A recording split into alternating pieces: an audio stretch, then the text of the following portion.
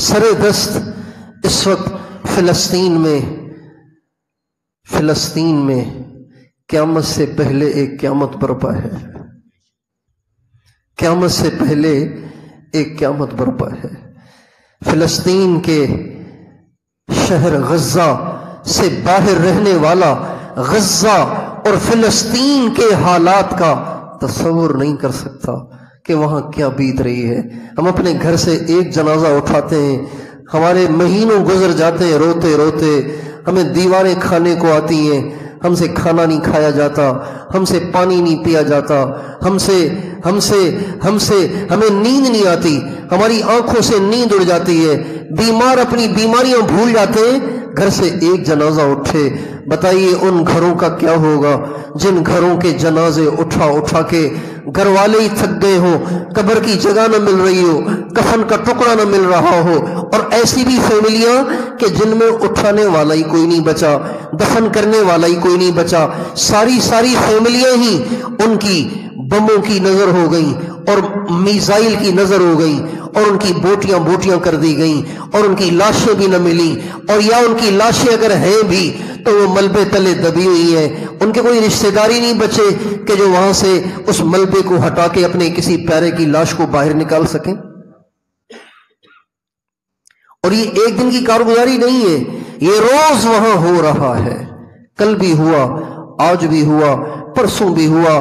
2 مہینے ہونے کو ہے کہ وہاں پہ دن کو بھی آگ برس رہی ہے، رات کو بھی آگ برس رہی ہے. ان کے پاس پینے کو پانی نہیں ہے، ان کے پاس کھانے کو کھانا نہیں ہے، ان کے پاس اپنے زخموں پہ لگانے کو مرہم پٹی نہیں ہے. ان کے ہسپتال بھی اڑا دیے گئے جو زخموں میں تھے، اور ان کو ہسپتالوں میں ایڈمٹ کیا گیا. ان کے ہسپتالوں کو بھی اڑا دیا گیا، اور ان زخمیوں کو بھی ٹکڑے ٹکڑے کر دیا گیا.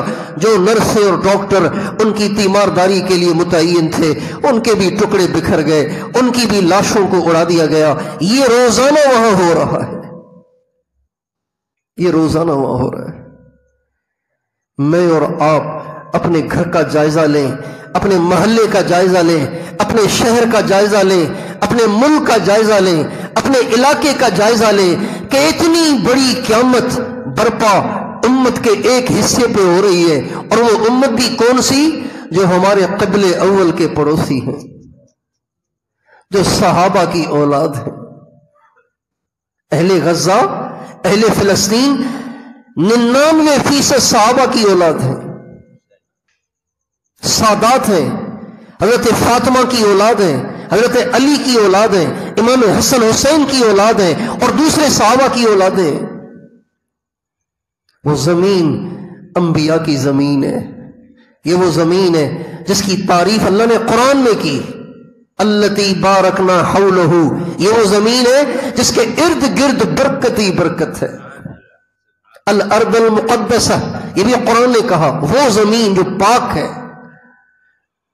میرے دوستو، آج وہ زمین ہمارے نبی کی امت کے بچوں اور ہماری امت کی عورتوں اور ہماری امت کے نوجوانوں کے خون سے سرخ ہو گئی ہے. اور ہم اپنے گھر کا، اپنی ذات کا، اپنے علاقے کا، اپنے ملک کا جائزہ لیں. کیا ان حالات کو دیکھ کر ہمارے نوجوانوں نے مستیاں چھوڑ دیں؟ ہمارے نوجوانوں نے فیس بک دیکھنا چھوڑ دیا؟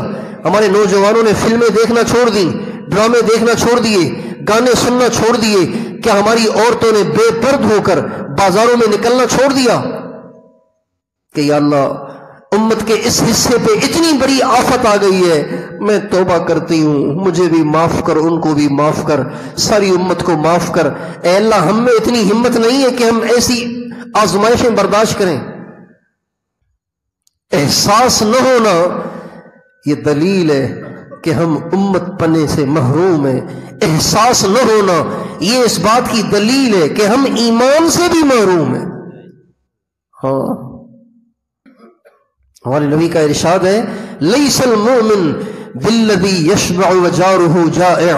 مومن نہیں ہو سکتا ایسا کہ پیٹ بھر کے کھانا کھائے اور اس کا پڑوسی بھوکا پڑا رہے.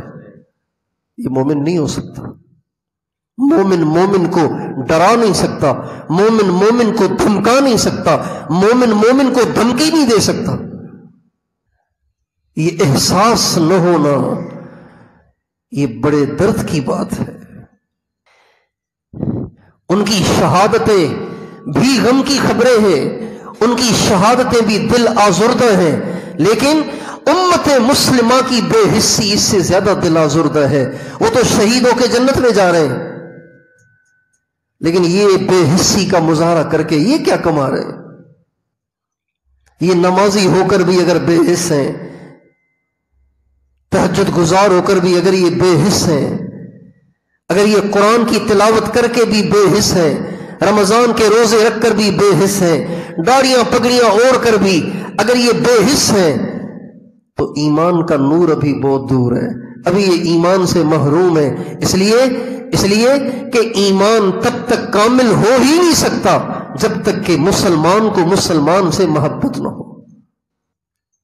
ہمارے نبی کا ارشاد ہے، لن تدخلوا الجنت حتی تؤمنوا ولن تؤمنوا حتی تحابوا، ہرگز جنت میں نہیں جاؤ گے اگر مومن نہ ہوئے، ہرگز مومن نہیں بنو گے جب تک کہ ایک دوسرے کے ساتھ محبت نہ کرو۔ جس سے محبت ہوتی ہے اس کو خون خون دیکھ کے آدمی برداشت کر سکتا ہے۔ میرے دوستو، یہ امت کی یہ کیفیت، امت کا یہ حال، امت کی یہ بے حسی، امت مسلمہ کی یہ سنگ دلی اور یہ ستم گری، یہ بڑا خوفناک عمل ہے، یہ بڑا خوفناک عمل ہے، یہ بڑا خوفناک عمل ہے جب انسان کسی مصیبت میں مبتلا، کسی پریشانی میں مبتلا کے لیے کچھ کر نہیں سکتا، دعا بھی نہ کرے، اس کا احساس بھی نہ کرے، تو اس وقت یہ اندیشہ ہوتا ہے کہ اللہ تعالیٰ ایسے بے حصوں پہ بھی وہی مصیبت مسلط کرتے۔ تو اگر پاکستان پہ ایسی مصیبت آ گئی تو کیا ہوگا؟ یہاں تو وہ ایمان نہیں ہے جو ان کے پاس ہے۔ تو میں نے دیکھا ایک کلپ کے اندر ایک شخص کا بچہ شہید ہو گیا ہے اور وہ ٹافیاں بانٹ رہا ہے، میرا بیٹا شہید ہو کے جنت میں چلا گیا، یہ میری خوش قسمتی ہے، اس پہ ٹافیاں بانٹ رہا ہے۔ اور ایک ساتھی نے دکھایا کہ ایک آدمی کی گود میں ایک بچہ ہے، بچی ہے، بیٹی، چھوٹی بیٹی ہے، اس کی گود میں اس کا آدھا سر اڑا ہوا ہے۔ اپنی بچی کی لاش کو اپنے ہاتھوں، اپنی باہوں میں لے کے وہ آسمان کی طرف اٹھا کے کہہ رہا ہے، ارضیت یا رب، اللہ اب تو راضی ہو نا، اب تو راضی ہو نا۔ پھر وہ آگے کہتا ہے، خذ من دمائنا واموالنا واولادنا ما شئت حتی ترضى، اللہ جتنا خون اور بھی لینا ہے لے لے، جتنا مال لینا ہے لے لے، جتنی اولادیں لینی ہے لے لے، بس تو راضی ہو جا، ہم تجھے راضی کرنا چاہتے ہیں۔ اتنا ایمان ہے ہم پاکستانیوں میں؟ پھر دوستو، امت بننے کی ضرورت ہے۔ ہم فرقوں میں بٹ گئے ہیں، ہم پارٹیوں میں بٹ گئے ہیں، کئی فرقہ واریت کی آگ بھڑکانے والوں نے امت کے ٹکڑے کیے، اور کئی سیاستدانوں نے اپنے اغراض کی بنیاد پر، اپنے ووٹ بینک کی بنیاد پہ امت کے ٹکڑے کر دیے اور اپنے نبی کی محنت پہ پانی پھیر دیا۔ حضرت مولانا محمد یوسف صاحب رحمۃ اللہ علیہ فرمایا کرتے تھے، جو قومیت کا نعرہ لگاتا ہے، پارٹی کا نعرہ لگاتا ہے، امت کے ٹکڑے کرتا ہے، وہ حضور اکرم صلی اللہ علیہ وسلم کی محنت پہ پانی پھیر رہا ہے۔ اور قیامت کے دن ایسے لوگوں کے چہرے سیاہ ہوں گے، یوم تبیض وجوہ وتسود وجوہ۔ یہ جو آیتیں ہیں یہ امت کے توڑنے کے بارے میں اتری ہیں۔ کچھ لوگ وہ ہوں گے جن کے چہرے چمک رہے ہوں گے، کچھ لوگ وہ ہوں گے جن کے چہرے سیاہ ہوں گے۔ چمکنے والے چہرے وہ ہوں گے جنہوں نے امت کو جوڑا ہوگا، امت کو ایک بنایا ہوگا، امت کے درار ختم کیے ہوں گے، امت کے شگاف ختم کیے ہوں گے، اور ان کے چہرے سیاہ ہوں گے جنہوں نے امت کو آپس میں ٹکڑے ٹکڑے کیا ہوگا۔